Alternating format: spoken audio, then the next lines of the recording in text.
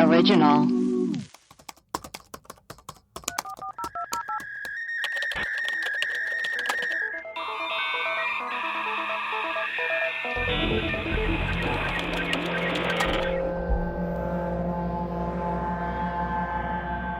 Hello and welcome to Web Crawlers, the podcast where we do a deep dive into some of our favorite mysteries. Each week we will introduce our topic, lay out our research and findings, reveal some conspiracy theories, and conclude with our own hypothesis. I'm Allie Siegel. I'm Melissa Stettin.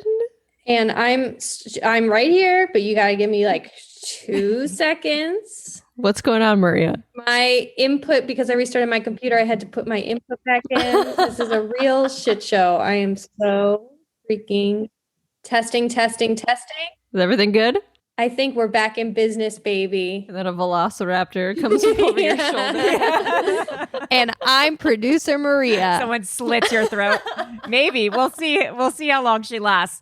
Melissa, who are our patrons for today? We've got Carolyn, Katie, Danae, Stephanie, Leon, Shelly, Sean, and Hannah. Guys, welcome to the team. Will today be the day that I finally do another Bigfoot erotica? We'll never really know. I hope it will be. We'll see. Melissa. Yes. I'm so excited for our episode today. What's it about? Well, you guys know clowns. I've heard of them. I've heard of those things. Heard of You them? heard of them? I know 2 clowns. I'm looking right at them. That hurts. That hurts. Well, you know how clowns never used to be scary? They were like these lovable, goofy weirdos. What happened between then and now to change our perceptions of clowns? I don't know. Tell us. Were clowns really trying to murder people during the clown panic of 2016? Are you ready to have some fun? I knew something was happening. Pie to the face. Okay, let's start off. You know the classic clown song? No, I don't. I don't know the classic clown song. You do. Yes. You know, you've heard. I know this. It's you classic. heard it. It's one You of those love it. classic clown songs. This is classic. I'm going to walk down the aisle to that. With those big floppy shoes and holding a rubber chicken instead of like a a bouquet. flower that squirts water. Yeah. So this song is actually from 1897 in Czechoslovakia. Oh my God. Its original name is called The Entrance of the Gladiators, and it was a military war march song. Okay, that's interesting stuff. I found the original music for it. Just picture a giant army.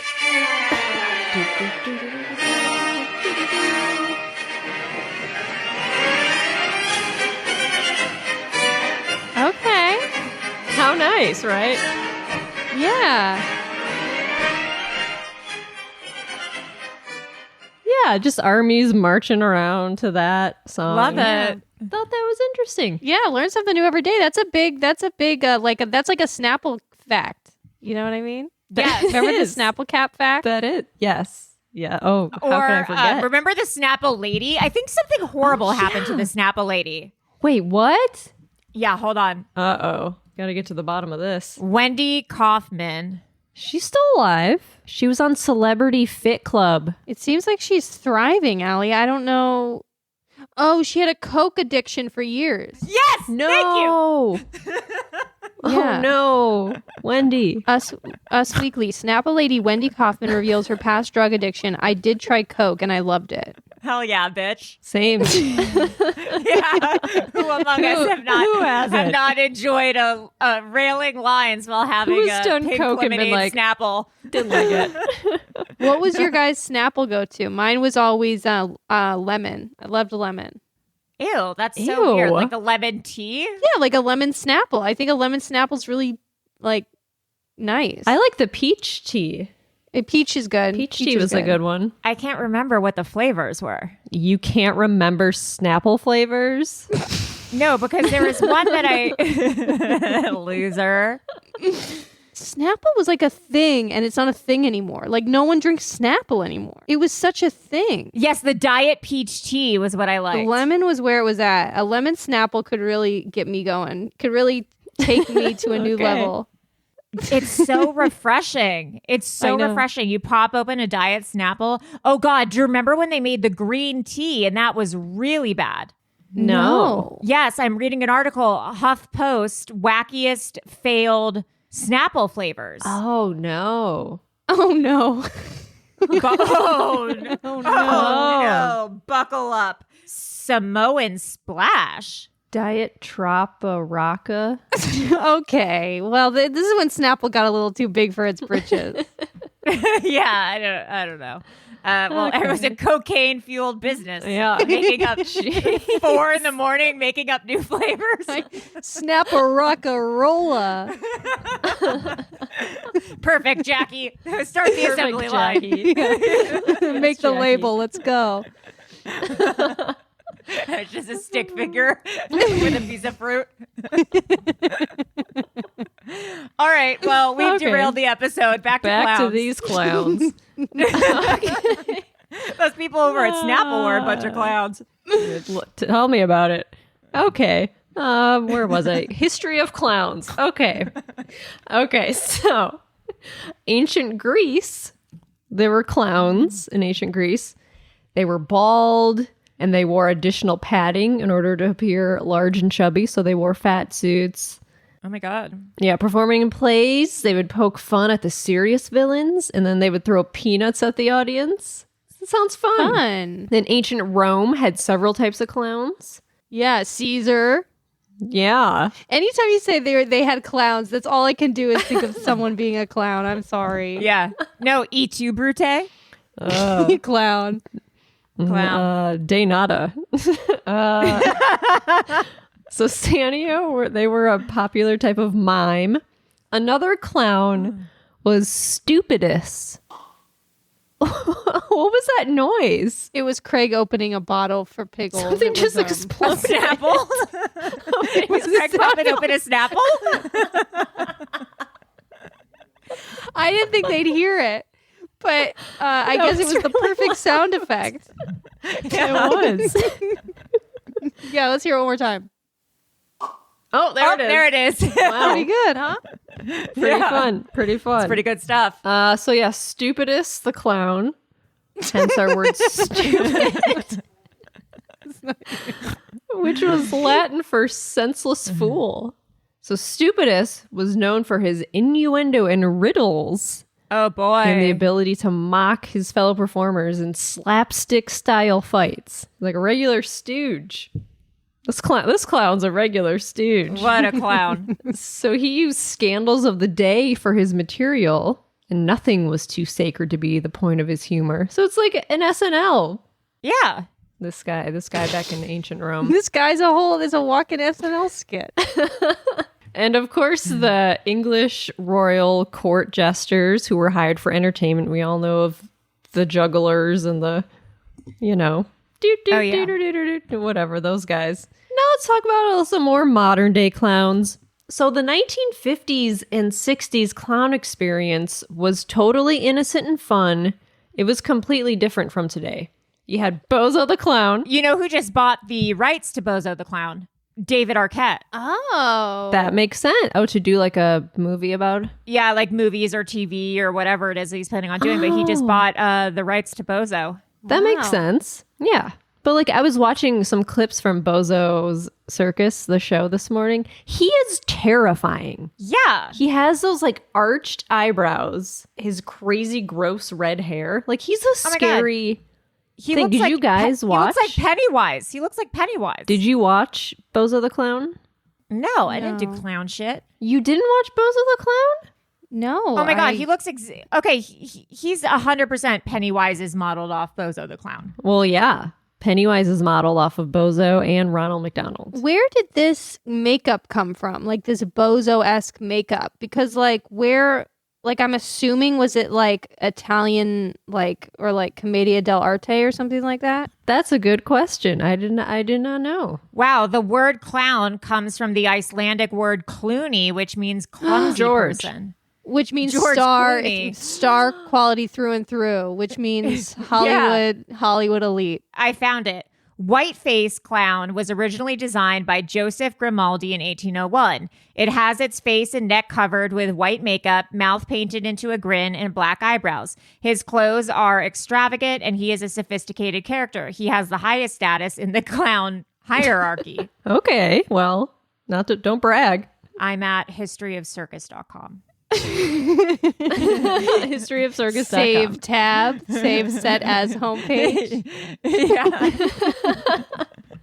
Yeah, so Bozo had like the classic clown look. You guys never watched the Bozo show?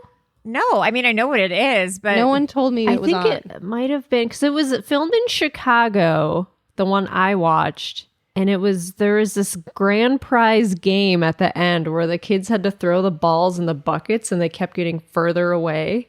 And I was so mad when they would miss it. I'm like, you idiots. It's so easy to get these balls in the buckets. And I wanted to play that game so badly. I would just be furious when they would lose. I was like 4 years old. all that stuff is apparently like impossible to win. I mean, I've seen people win it before. But like they cheat like At the carnival. yeah, it's the carnival stuff. Like they rig it so you can't really win. Yeah, the carnival stuff, that is shady. Yeah. But this bucket game, people have won it. But it's hard because the ping pong ball bounces out of the bucket a lot. There So you gotta don't think of throw that. it low. You don't think of that. Yep. Nope. Yep. But this show, there was an 8 to 10 year waiting list for tickets to go to the show. Oh It my was God. so popular. Wbecause It was so because there's an audience of kids, and it was so popular. It was from 1961 to 1995, and then it started as a TV show, and then they franchised his image so there could be Bozo shows like all over. And so I was looking up because Ronald McDonald and Pennywise, or Ronald McDonald and Bozo both look like Pennywise, and so the origin of Ronald McDonald is this guy named Willard Scott. At the time, he was a local radio personality who also played Bozo the Clown in Washington, D.C. on WRC TV from 1959 to 1962. He performed using the moniker Ronald McDonald the Hamburger Happy Clown in 1963. I think the three of us are hamburger happy clowns. Hell yeah. Hot dog happy, hamburger happy. I got some fat burger the other day. Oh, nice. I got some Shake Yeah. Shack the other day. Oh hell yeah! A thin. hell Did you yeah. get one of those thin burgers? Oh, hell yeah. And a potato roll. Oh nice. I got a big fat burger from Fat Burger. I got Yeah, the those are double. good. I got the double. A double. Wow. Like I'm on this crazy diet, and like I just listened. I'm getting my period, and I just needed to smash a burger. Sorry. Sometimes you gotta smash a burger. I get it. Sometimes I had when to you're smash a so burger. hungry, you're like, I just need a hamburger. Yeah. Yeah, And it's the I greatest I thing haven't ever. had carbs in like a month, and I was just I needed. Yeah, I sometimes you needed need it. So in the 1970s, the National Lampoon published a series of comic books in the pages called Evil Clown, which featured a character named Frenchie the Clown. So that's kind of when clowns were like starting to turn evil, or like people were like depicting them as like evil characters. So being a birthday clown in the 60s, 70s, and 80s was like a super popular thing. One of the more famous birthday clowns who is partly responsible Oh. for the fear of clowns is John Wayne Gacy. Yeah. He played Pogo the Clown at birthday parties and children's hospitals. And he also murdered and sexually assaulted 33 teenage boys and put their bodies underneath his house that he shared with his wife. But you're forgetting the most important part. What?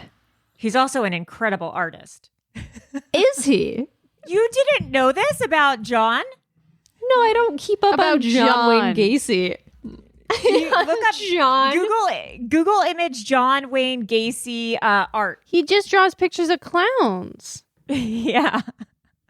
It's so creepy. Oh, I've seen this before. I didn't know that Yeah. was his art.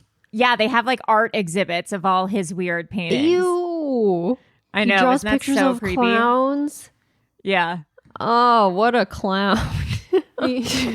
Yeah. So, it's yeah. bad news. So the media used a photo of him in his clown costume, which like did not help reputation of clowns. He didn't murder the boys while in the clown costume. That was just his job. was like a birthday party clown. So Yeah, like, don't shit where you eat. yeah, exactly. So that was like one of the big turning points for clowns. And the 70s was also a huge time for the satanic panic, fear of pedophiles. So you've got this guy going around dressed as a clown, murdering and sexually assaulting young boys. So that like got into everyone's consciousness, and everyone was like totally freaking out.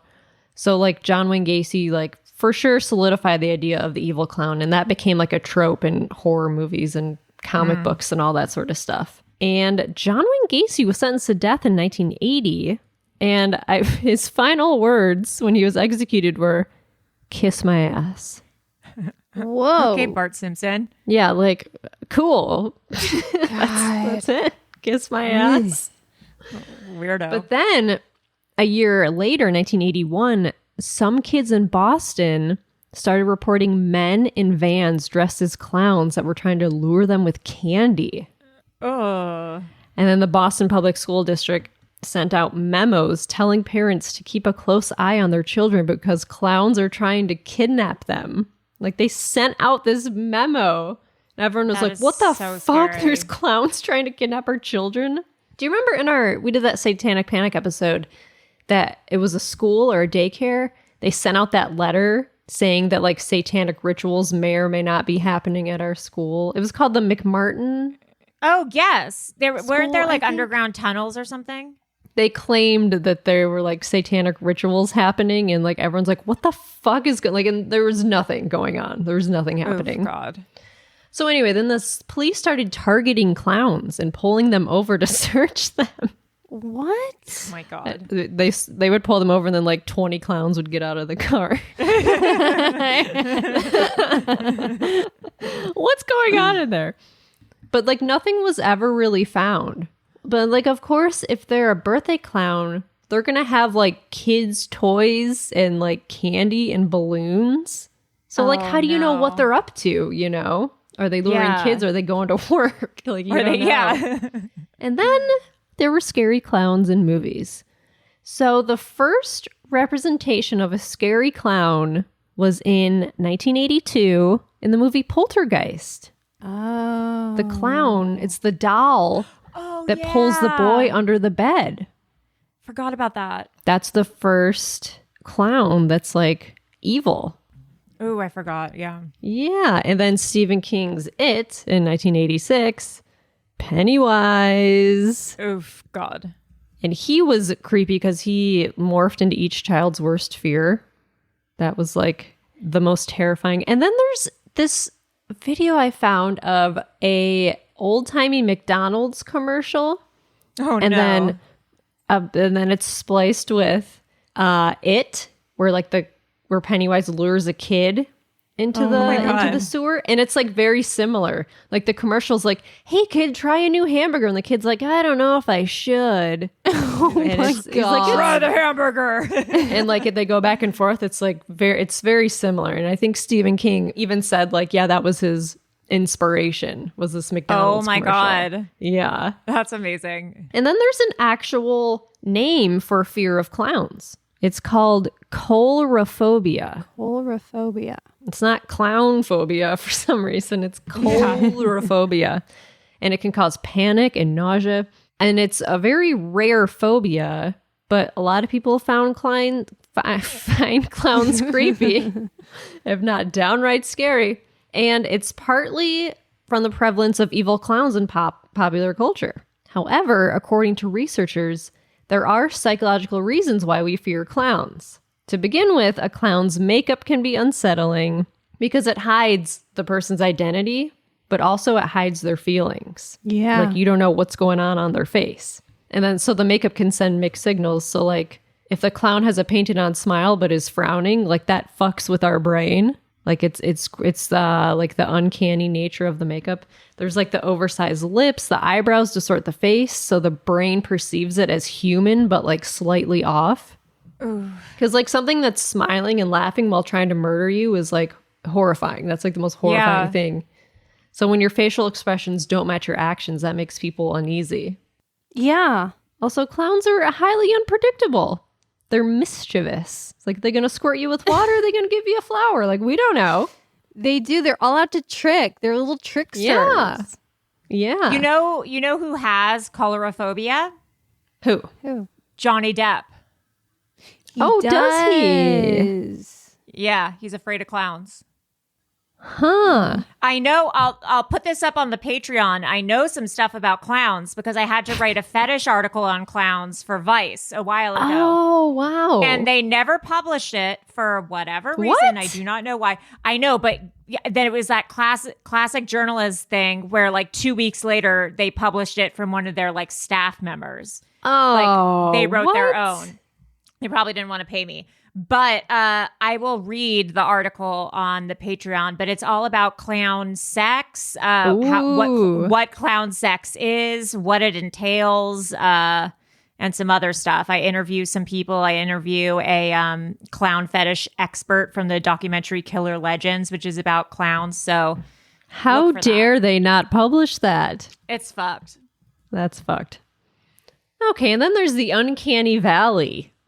So that's a term used to describe the relationship between the human-like appearance of a robotic object and the emotional response it evokes.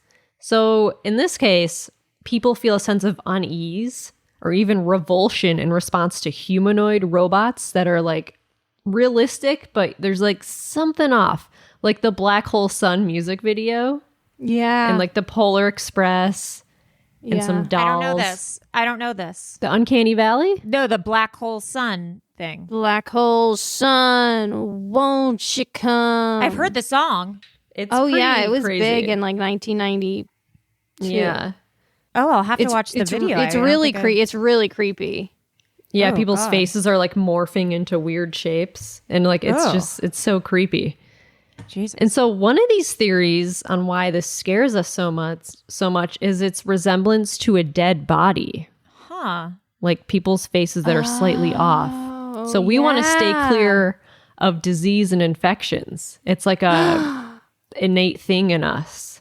Oh, it's like biological. That's so interesting. I know. Crazy. I love learning stuff like that. Like that makes sense. It's pretty fascinating. And then another reason is empathy. So we're concerned that the humanoid creature we're seeing is difficult to empathize with. Like we don't trust it. Huh. That's why clowns are a good example of this, because they have all the features of humans, but they're all like exaggerated. Yeah. So like we don't know if they can feel empathy or if we feel empathy towards them. I'm just wondering, since the features are so like exaggerated, and that could be inviting, because I know babies like people with big features, and that's why like you smile so big and open your eyes and things like that around a baby.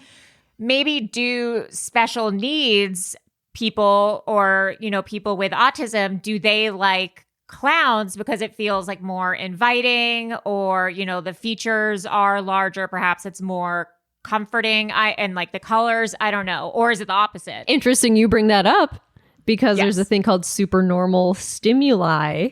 That is the psychological concept that explores how we are naturally more attracted to things that are exaggerated and blown up. I think that's why we like Disneyland so much. Like everything's so big and shiny and like unrealistic. Well, also, like, that's why a lot of actor or actresses have big features, like big mouths, big eyes, and things like that. Because we like that visually, especially on screen. It's more attractive to us. That's interesting. Yeah, because the Queen's Gambit girl, like she has these like big eyes, and it's like but she's like Anya Taylor Johnson. Yeah.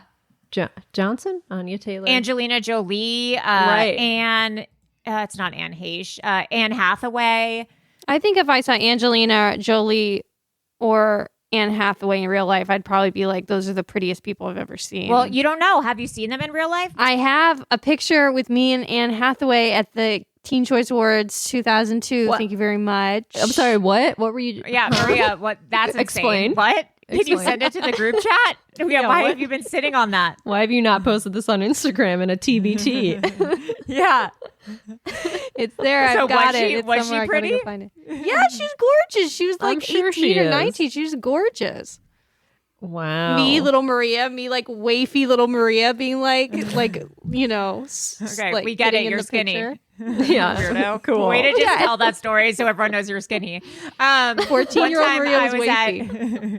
One time I was at UCLA camp. I went there when I was in elementary school to this rock climb. No, it was a sailing camp. So weird. Or rock climbing. I can't remember. Two very different. You can't remember if you were in the water or you were climbing? Two the opposite activities. I don't know. It was snowboarding, surfing. I don't remember which one. I don't remember. Listen, anyways, they were filming Buffy at the UCLA campus, and I got to take a picture with Seth Green. Oh. Hey, okay, all right. That's Yeah. cool. Put that in the pot. Put that in the pot. Yeah. I got my Anne Hathaway. You got your Seth Green, Melissa. Well, I actually have met Seth Green. I used to intern at this show called Robot Chicken. Oh my God, really? Yeah. Like Oh my God, you've had so many jobs. 2006. Okay. I've been to his house. He's friends with an ex-boyfriend. Oh my God. Melissa, way to one up us. I'm just saying. Just I went over to his saying. house and he told me about this girl he met at rock climbing sailing camp and we laughed. He couldn't get her off his mind.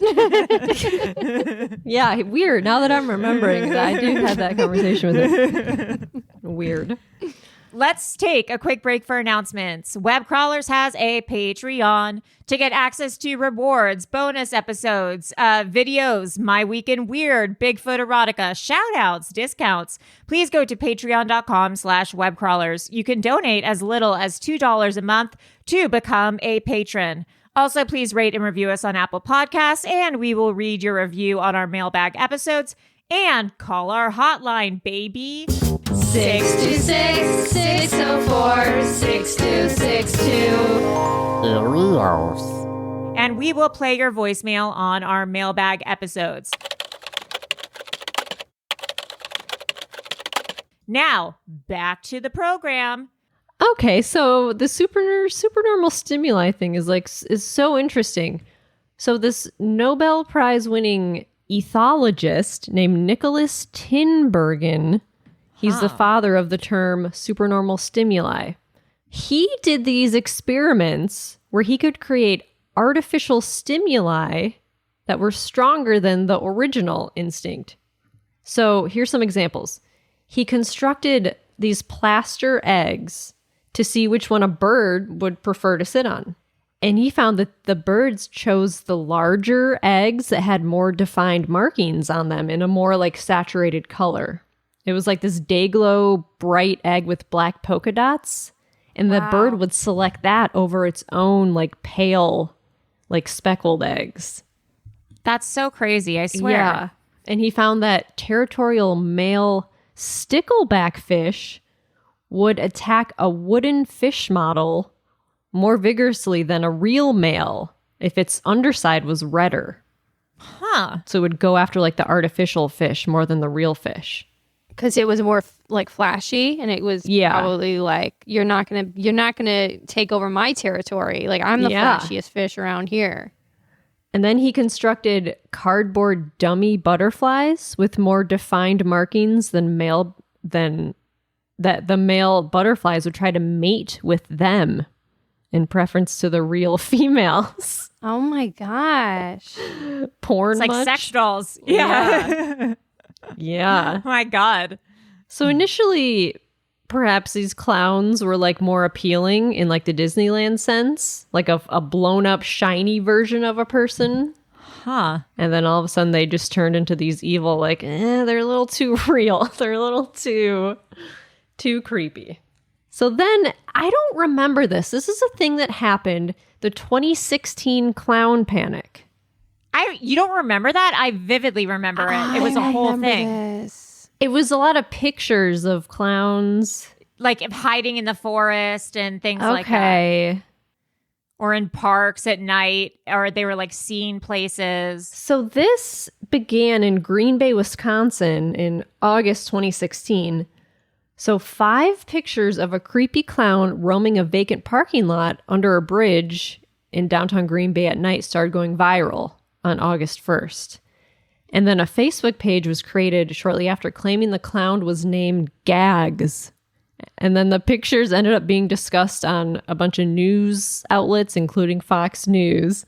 And it turns out a Wisconsin filmmaker said that the pictures were a marketing stunt for an unreleased short film called Gags. Oh, stupid. So those were the pictures, but people like that kind of started this clown panic. But then more sightings began, and in South Carolina, there were reports that clowns were lurking in the woods outside of a town in Greenville. One woman filed a report with the sheriff because her son saw clowns in the woods whispering and making strange noises. No thanks, bud. And at the time, it seemed like just like a weird story of the week. But then this was a catalyst for local news hysteria across the nation. There were a ton of clown sightings, almost like certainly due to copycat pranksters. But here's an example. A man in Kentucky was arrested for dressing up as a clown and hiding in the woods. In Alabama, a woman called 911 because she was terrified after seeing a man dressed like a clown in a Walmart parking lot. Schools in Ohio were closed for clown sightings. Okay, this I remember. I remember that. I was like, okay, now it's getting weird. So weird. And then a clown in New York chased a teen out of the subway. And then in October, the Russian embassy in London issued a warning for Russian and British citizens because of the clown scare. It was like a national thing that was happening. And a White House reporter asked a White House spokesman, John Earnest, for President Obama's opinion on killer clowns, at a briefing. And he said, I don't know that the president has been briefed on this particular situation. Obviously, this is a situation that law enforcement is taking quite seriously. Like, it reached the White House. That's so... Yeah, I remember this being an international, or I don't know if it was international, but a huge phenomenon that was on the news every day. That's so crazy. So, like, no one was seriously injured, but there was an incident of a teen getting stabbed and killed. He happened to be wearing a clown mask at the time, but the police report says his mask was, like, pushed up on his face at the time. So they don't know if it was related to like the clown panic or like what happened with that. Oh, God. And then several New Zealand stores took down their clown costumes from their shelves. And then the school district in Ohio issued a ban on all clown costumes and clown masks. Target even pulled clown masks from its website. And the village of Memramcook, New Brunswick, asked residents not to dress up as clowns for Halloween. Employees of theme parks were instructed to remove any horror costumes and makeup before leaving work. That's so insane. Oh, my God. And then I found the story of a lady. This is in 1990. Marlene Warren was shot at her front door by someone wearing a clown costume. They were carrying flowers and balloons and a gun. Like, she opened the door and this clown just like shot her. And then the case went cold for 20 years until Sheila Keene Warren, who married Marlene's widow, was arrested. Like, the woman who later married this woman's widow was arrested. And at the time of Marlene's murder, this woman, Sheila, reportedly worked for Michael. She worked for this dude. And she had been considered like a suspect for a long time. But it took investigators 27 years to make an arrest. And by that time, she had married Michael in 2002, moved to Tennessee, and they operated a restaurant for like 20 years. And so during this investigation, the DNA linked Sheila to the murder. And in 2017, she was arrested and charged with first-degree murder. And they found receipts from her buying a clown costume. Oh, God. And they found her hair fibers in the wig, and DNA was in the getaway car, which was from Michael's used car lot. So there were so many pieces of evidence, but it took them 27 years to arrest her. Jesus Christ. And then there's this thing called Wrinkles the Clown. It's so crazy. I've never heard of this. I have. I watched part of it, and then I thought it was a full documentary, and then I realized it was one of those like documentary movies. So it's not a full documentary. It's like a documentary / horror film. So then I stopped watching it and I haven't finished it. But yeah, I remember this. It's crazy. Yeah. So Wrinkles the Clown is a character created by an unidentified performance artist living in Naples, Florida, as part of this like huge art project. He's like this curmudgeonly homeless man who dresses as a clown and hires himself out to parents to scare kids for a few $100s. He offers to come to their homes and frighten misbehaving children. It's crazy. And the character first appeared in a video on YouTube in 2015. In the video, he was emerging from beneath a young girl's bed in the middle of the night. He appeared in several more videos. He was either frightening children at their homes or engaging in disturbing behavior. Like he was waving to motorists from the roadside at nighttime. Oh, so this was right before the 2016 panic. So I wonder if Wrinkles had something to do with that too. And then stickers with the clown's face and a telephone number began appearing around Florida. Like stickers with like, call Wrinkles the Clown. Oh my God. And then in November 2015, there was an interview in the Washington Post. Wrinkles claims to be a 65-year-old retired and divorced veteran who moved to Naples from Rhode Island. He was like sick of being this like boring retiree. And so he bought his clown mask online and he started to make stickers and business cards with his phone number on them. And over the next few years, he got really popular. Like Florida teens posted photos taken of Wrinkles on social media. And Wrinkles himself said that he now receives hundreds of phone calls a day. But Oh my God. there's this documentary in 2019 called Wrinkles the Clown. And it like debunks all these claims made in that interview as having been made in character. The retiree who's depicted in the film is revealed to be an actor hired by the real Wrinkles. Oh. So this old 65-year-old man is not the real Wrinkles. The real Wrinkles Oh God. is much younger.